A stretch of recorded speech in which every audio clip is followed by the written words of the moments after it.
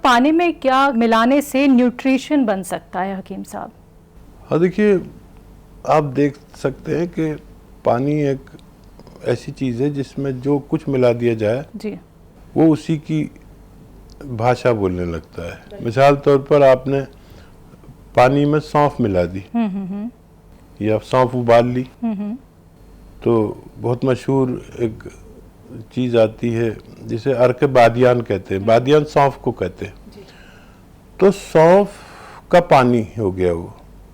अगर आपको पेट की समस्या है या आँखों की परेशानी है या हज़म नहीं होता है या बहुत सारी बीमारियों के लिए है, दिमाग के लिए, आँखों के लिए, तो ये हमारा अर्क बादियान हो गया।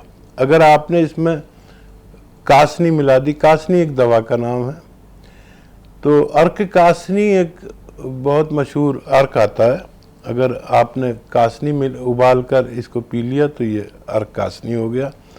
अगर आपने इसमें मक्को मिला दी, मक्को सब जानते हैं, एक वरम दूर करती है, तो अगर आपने मक्को मिला दी तो अर्क मक्को हो गया, जो अपने फ़ायदे के साथ आपके पेट में दाखिल होता है और वही फ़ायदे आपको पहुंचाता रहता है। जी हकीम साहब, हम तो पानी को पानी समझ के ही पी लेते हैं या फिर प्यास लगती है तो हम पानी पी लेते हैं, लेकिन एक बड़ा सवाल ये है, क्या पानी को दवा के रूप में भी इस्तेमाल किया जा सकता है? कैसे?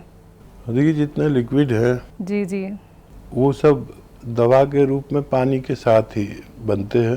तो जैसे मैंने बताया कि पानी एक ऐसी चीज़ है जिसको आप दवा भी बना सकते हैं। मिसाल तौर पर आपको फैट है, मोटापा है, तो आप उसमें आधा चम्मच जीरा डाल के उबाल लिए, खूब उबालिए जी। और ये पानी आप पी लीजिए, तो आपके फैट और चर्बी और कोलेस्ट्रॉल के लिए काम करने लगता है। अगर आप इसमें दालचीनी मिलाकर उबालते हैं तो ये आपकी डायबिटीज़ को कंट्रोल करने लगता है। अगर आप धनिया डालकर उबाल कर पीते हैं तो ये सब आपने जो दवा इसमें मिलानी है मिलाइए, उबालिए और पीजिए।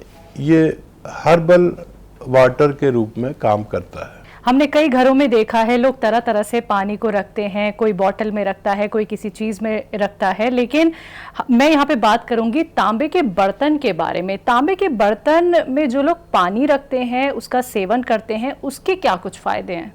देखिए, तांबरा या तांबा एक ऐसी धातु है जो इंसानों के जिस्म को जिसकी ज़रूरत है, और जो भी चीज़ें हम खाते हैं उसमें जो चीज़ें आपको नज़र आ रही हैं वो हमारे किसी काम की नहीं, और जो चीज़ें नज़र नहीं आ रही वो हमारे बहुत काम की।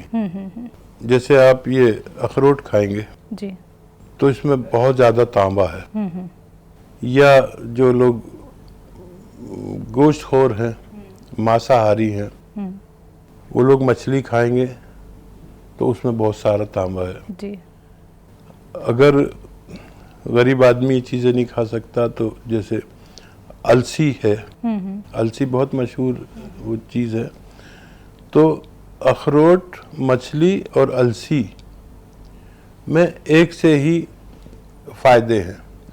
तो जो लोग गरीब हैं वो अलसी खा सकते हैं जिसमें तांबे की मिक़दार काफ़ी पाई जाती है। और तांबा हमारे जिस्म में जो स्ट्रक्चर है उसको मजबूत करने के लिए काम आता है। जैसे एक बिल्डिंग समझ लीजिए, जब बनाई जाती है तो उसका जो लोड है वो उसकी दीवारों पर नहीं होता, उसके स्ट्रक्चर पर होता है। जो थंब बनाए जाते हैं उस थंब पर होता है, और थंब पर जो स्ट्रक्चर होता है वो इतना मजबूत होता है कि पूरी 25, 30, 40, 50 मंजिल की इमारत को लेकर खड़ा रहता है और सैकड़ों सालों खड़ा रहता है।